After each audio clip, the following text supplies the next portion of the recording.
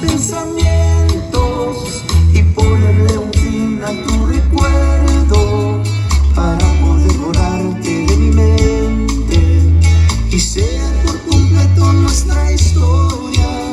Yo fui culpable de todos los excesos, sin duda no cumplí con tus deseos, fui desapareciendo en el momento y poco a poco te perdí, pero lo tengo que aceptar. ¿De qué me sirves ya?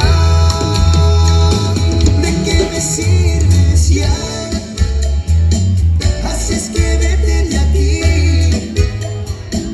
Tú no quisiste mi amor, sé que nunca te importó.